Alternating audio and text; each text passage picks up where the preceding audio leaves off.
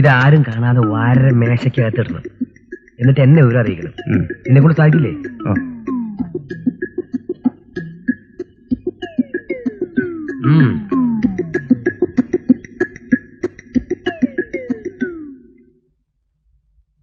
Sir, ആ papers ഇന്ന് തന്നെ ഫോർവേഡ് ചെയ്യാം. Okay sir. ഞങ്ങൾക്കൊന്ന് സെർച്ച് ചെയ്യണം. സെർച്ച് ചെയ്യാനോ? Yes, we are from vigilance. Please carry on sir.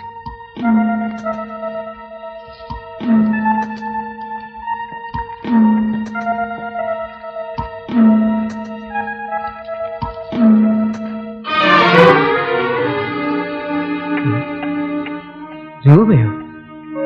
ഇതെങ്ങനെ എന്റെ മേശയ്ക്കകത്ത് തോന്നുന്നു? അത് ഞങ്ങളോട് ചോദിച്ചാൽ? സർ, സത്യമായിട്ടും ഇതെങ്ങനെ ഇവിടെ ഒന്നും എനിക്കറിയില്ല. എല്ലാവരും അങ്ങനെ പറയാറ്. നിങ്ങൾ ആരുടെ കയ്യിൽ നിന്ന് കൈക്കൂലി വാങ്ങിയിരിക്കുന്നു? These are mark notes. Sir, ഇതിലെന്തോ ചതി സംഭവിച്ചിട്ടുണ്ട്. ഇവിടുത്തെ ഏതെങ്കിലും ഒരു സ്റ്റാഫിനോട് എന്നെ കുറിച്ച് ചോദിച്ചു നോക്കും. എന്റെ വിരോധികൾ പോലും പറയില്ല ഞാൻ കൈക്കൂലി മേടിക്കുന്നവനാണെന്ന്. ഞാൻ നിരപരാധിയാണ് sir. That you prove it before the court.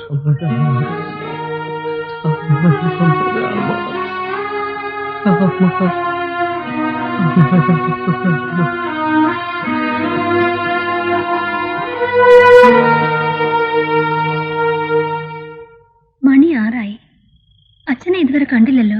എന്തെങ്കിലും ജോലി തിരക്കുണ്ടാവും, അതാ താമസിക്കുന്നത്. ആ, ദേ വരുന്നു. എന്താ എത്ര താമസിച്ചത്?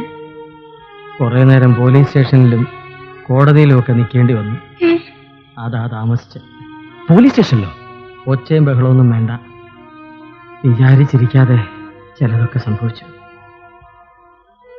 പോലീസ് ഓഫീസ് റെയ്ഡ് ചെയ്തു.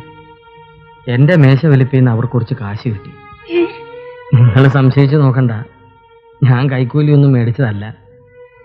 ആരോ ഒരിക്കൽ കെണിയായിരുന്നു. പോലീസ് എന്നെ അറസ്റ്റ് ചെയ്തു. കോടതി സ്വന്തം ജാമ്യത്തിൽ വിട്ടയച്ചു. 2 ദിവസത്തിനുള്ളിൽ സസ്പെൻഷൻ ഓർഡർ വരും. തുടർന്ന് എൻക്വയറി. കോടതിയിലെ കേസ് വേറെ. ഈശ്വര നിശ്ചയം എന്തായിരുന്നാലും സംഭവിച്ചല്ലേ പറ്റൂ. നീ ഇതങ്ങോട്ടിട്ട്. നീ എന്തിനാ സരോജം കരയുന്നത്? എനിക്ക് യാതൊരു വിഷമവുമില്ല. എന്നാലും നിങ്ങൾക്ക് എങ്ങനെ ഒരു... അച്ഛനെ ആരാ ചതിച്ചതെന്ന് എനിക്കറിയാം. നിനക്കെന്നല്ല, എല്ലാവർക്കും അറിയാം. അറിഞ്ഞതുകൊണ്ട് എന്താ പ്രയോജനം? എനിക്കറിയാം എന്ത് ചെയ്യണമെന്ന്. നീ ഒന്നും ചെയ്യണ്ട. എനിക്കെന്തെങ്കിലും സംഭവിച്ചിട്ടുണ്ടെങ്കിൽ അത് ഈശ്വരൻ തന്ന ശിക്ഷയായിട്ടേ ഞാൻ കരുതിയിട്ടുള്ളൂ. എൻ്റെ ഈ അവസ്ഥയ്ക്ക് അറിഞ്ഞോ അറിയാതെയോ നിങ്ങളും കൂടി കാരണക്കാരാണ്. ഞങ്ങളോ? അതെ, ഞാൻ ചെയ്ത തെറ്റിന് മാപ്പി ചോദിക്കാൻ നിങ്ങൾ എന്നെ അനുവദിച്ചോ? ഞാൻ നിങ്ങളോട് കെഞ്ചിയില്ലേ? അനുവദിച്ചിരുന്നെങ്കിൽ ഒരുപക്ഷേ സംഭവിക്കില്ലായിരുന്നു. പബ്ലിക്കായി ഞാൻ അപമാനിച്ചതിന് പ്രതികാരം അയാളുടെ സംസ്കാരത്തിനനുസരിച്ച് അയാൾ ചെയ്തു. മോനെ, പ്രതികാരവും പകരം വീട്ടലുമൊക്കെ ഈശ്വരന് വിട്ടുകൊടുത്തേക്ക്. അത് നമുക്കുള്ളതല്ല. സരോജം, എനിക്ക് കുടിക്കാൻ എന്തെങ്കിലും താ. സാറേ, ദേ ആനിക്കൊച്ചു തന്നാണ്. സംഭവങ്ങളൊക്കെ ഞാൻ അറിഞ്ഞു. ഒരു സാധു മനുഷ്യനെ കുരിശിൽ കയറ്റിയതിന്റെ ആഘോഷം ഇവിടെ നടക്കുകയാണ്. എന്റെ മനസ്സിന്റെ വിഷമം എങ്ങനെയെങ്കിലും നിങ്ങളെ അറിയിച്ചില്ലെങ്കിൽ എനിക്ക് മനസ്സമാധാനം കിട്ടില്ല. അച്ഛനോടും അമ്മയോടും സുരേട്ടനോടും വേണ്ടി ഞാൻ മാപ്പ് ചോദിക്കുന്നു. ദൈവം അവരോട് പൊറുക്കട്ടെ. ആനി.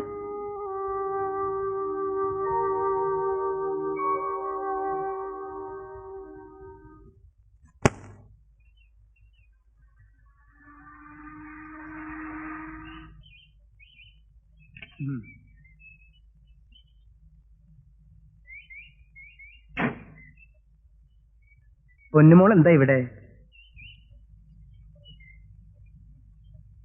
ഇയാളേതാ? ഇത് ബെന്നി. കാമുകനാ? മാഷ് കാമുകനാണല്ലേ? അതെ അതെ. രണ്ടുപേരും കൂടി ഒളിച്ചോടി പോകാനുള്ള സൂത്രം ആലോചിക്കുക അല്ലേ? അങ്ങനെയൊന്നുമില്ല. ഇല്ലല്ലേ? മോളി കറി കയറി. അപ്പച്ചാ, ഞാൻ കേറി കാണുന്നു. നിന്നെ ഞാൻ ശരിയാക്കി തരാം. നിനക്കൊക്കെ ഇന്നത്തെ എല്ലിന്റെ കുത്തിക്കടി.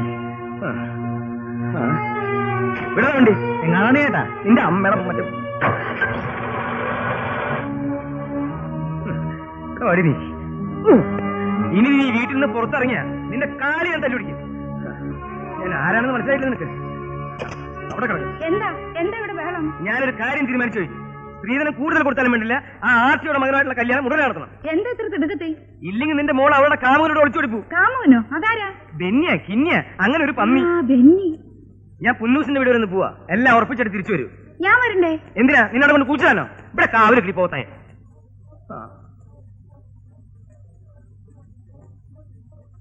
ഇത്രയും ദിവസമായിട്ട് പത്രോസിന്റെ കത്തോ ഫോണോ ഒന്നും കാണാത്തോണ്ട് ഞാൻ വിചാരിച്ചു നിങ്ങൾ ആ പ്രപ്പോസൽ ഉപേക്ഷിച്ചിട്ടുണ്ടാവും. ഏയ് ഉപേക്ഷിക്കേ, നല്ല കാര്യായി. ഈ മാസം ശുഭകാര്യങ്ങൾ തീരുമാനിക്കാൻ അത്ര നല്ലതല്ലാത്ത കാരണം ഈ മാസം ഒന്ന് കഴിയട്ടെ എന്ന് വിചാരിച്ചിരിക്കായിരുന്നു. ഓ അത് ശരി. അപ്പൊ ഇത് നവംബർ, ഈ ഒക്ടോബർ മാസം അപ്പൊ ഒന്നിനും കൊള്ളില്ലേ? 2 ആഴ്ച മുമ്പാ ഞാനൊരു സ്ഥലം വാങ്ങിയത്. ഇംഗ്ലീഷ് മാസത്തിൽ വാങ്ങിച്ച കുഴപ്പമൊന്നുമില്ല, മലയാള മാസത്തിലായി. അത്രേ ഉള്ളൂ, സമാധാനല്ലേ? ഞാൻ വിചാരിച്ചു ആ കുഴപ്പത്തിലായില്ലേ. കാശായി തിരിയണതേ. എന്തിനാ ഫാൻ ഓഫ് ചെയ്തിട്ട്? ഈ മഞ്ഞുകാലത്ത് ഫാൻ ഇട്ടാ എനിക്ക് അപ്പാ ജലദോഷം വരും, എന്താ അറിയില്ല. എനിക്കൊരു കുഴപ്പമില്ല. എനിക്ക് ഭയങ്കര കുഴപ്പാ. പത്രോസ് ബീഡി വലിക്കുവോ? ഇടയ്ക്കൊക്കെ വലിക്കും. ഒരെണ്ണം തന്നെ. ഒറ്റ ബീഡിയുള്ള പത്രോസേ, ബീഡി കിട്ടാനില്ല. അപ്പൊ പുന്നു സാറേ, എത്രയും വേഗം ഈ വിവാഹം നടത്തണം. കാരണം മേരിക്കുട്ടിയുടെ ചില റിലേറ്റീവ്സ് അമേരിക്കയിൽ നിന്ന് വന്നിട്ടുണ്ട്.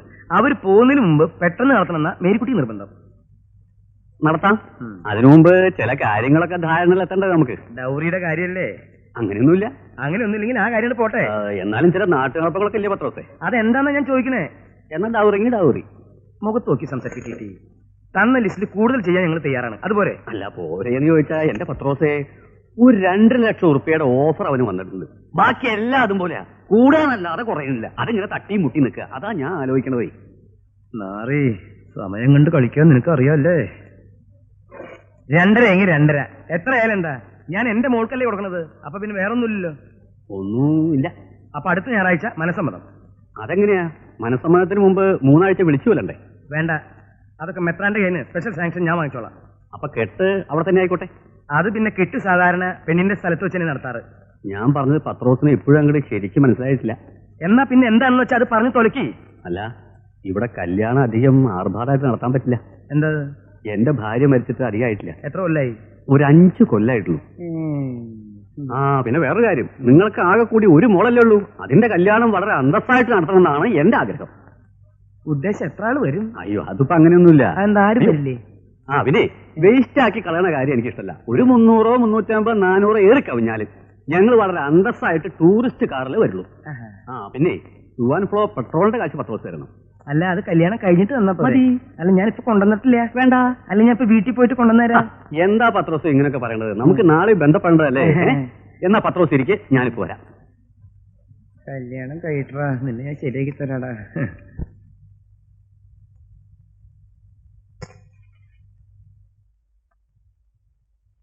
അയാളെ ഇതുവരെ കണ്ടില്ലല്ലോ.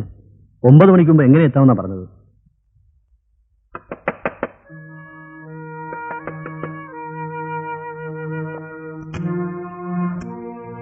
എന്താ ഇന്നത്തെ കുട്ടിക്കഥ?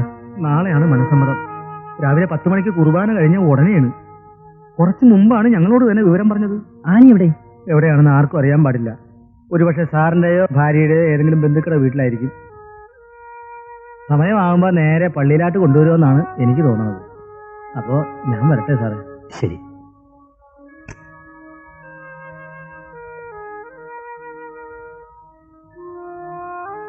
ഇനിയിപ്പോ എന്ത് ചെയ്തു? എന്തെങ്കിലും ഭൂമിക ഉണ്ടാവും. ഇടനിലം പത്രോസിന്റെ മകളായ ആനി പത്രോസും തെക്കേടത്ത് തര്യൻ പുന്നൂസിന്റെ മകനായ ബോബി പുന്നൂസും തമ്മിലുള്ള വിവാഹം നടത്തുവാൻ നിശ്ചയിച്ചിരിക്കുന്നു. ഇന്ന് അവരുടെ മനസ്സമ്മതം നടക്കും. അടുത്ത ഞായറാഴ്ച വിളിച്ചു ചൊല്ലും. തുടർന്ന് ഉച്ചയ്ക്ക് 12:30 ശേഷം അവരുടെ വിവാഹവും നിശ്ചയിച്ചിട്ടുണ്ട്. ഇടനിലം പത്രോസിന്റെ മകളായ ആനി പത്രോസിനെ ക്രിസ്തീയ സഭയുടെ ആചാരപ്രകാരം മിശിഹായുടെ നാമത്തിൽ ഭാര്യയായി സ്വീകരിക്കാൻ സമ്മതമാണോ ബോബി പുന്നൂസ്? സമ്മതമാണ്. തെക്കേടത്ത് തര്യൻ പുന്നൂസിന്റെ മകനായ ബോബി പുന്നൂസിനെ ക്രിസ്തീയ സഭയുടെ ആചാരപ്രകാരം മിശിഹായുടെ നാമത്തിൽ ഭർത്താവായി സ്വീകരിക്കാൻ സമ്മതമാണോ ആനി പത്രോസെ? ഒരു പരാതിയുണ്ട് ഫാദർ. ഈ വിവാഹത്തെക്കുറിച്ച് ഒരു കാര്യം ബോധിപ്പിക്കാനുണ്ട് ഫാദർ.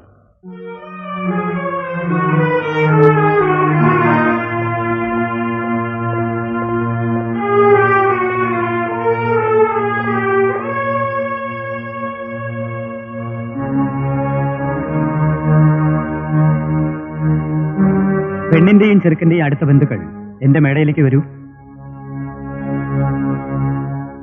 ഈ നിൽക്കുന്ന ബെന്നിയുമായി ആനി സ്നേഹത്തിലാണോ? ഇവന്മാര് പറയുന്നത് ശരിയല്ല അച്ഛാ.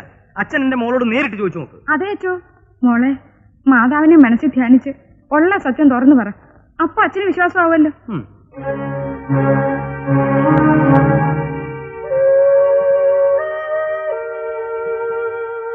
നീ പറഞ്ഞത് ശരിയാണോ അനി? നിന്റെ സമ്മതത്തോടു കൂടിയാണോ വിവാഹം നിശ്ചയിച്ചിട്ടുള്ളത്? പറയൂ. അല്ല,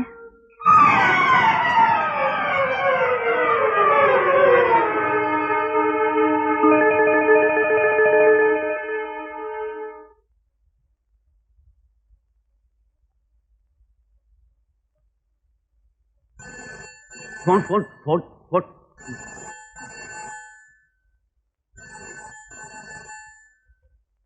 ഹലോ, അതെ, എന്തൊക്കെയോ നടന്നെന്ന് കേട്ടുന്നോ? ഏയ്, അങ്ങനെ വലുതായിട്ടൊന്നുമില്ല. എന്റെ വീടിന്റെ മുകളിൽ ഒരു തേങ്ങ വീണ് വീടിന്റെ ഒരു ഭാഗം കൊണ്ട് തകർന്നു വീണു. തനിക്കിപ്പോ സമാധാനമായില്ലോ? സ്വന്തം ആസനം കത്തിരിഞ്ഞ അറിയില്ല. വേറൊരുത്തിന്റെ ഉച്ചയ്ക്ക് തീ പിടിച്ചാലും നാട്ടുകാർക്ക് സങ്കടം. ശരിക്ക് തരാം. പത്രോസോ കെട്ടിത്തൂങ്ങി ചത്തു. ഓടോ, ഇല്ലാത്ത കാര്യം പറയരുത്. ആരാ മനുഷ്യനെ ബുദ്ധിമുട്ടിക്കണേ? പോകുന്നതിന് വിരോധമില്ല. ഇതൊന്നും ഇങ്ങോട്ട് കിട്ടിയ ഏത് അന്നത്തെ മനസ്സമ്മതത്തിന്റെ ടു ആൻഡ് ഫ്ലോ പെട്രോൾ ഓർമ്മയുണ്ടാവും.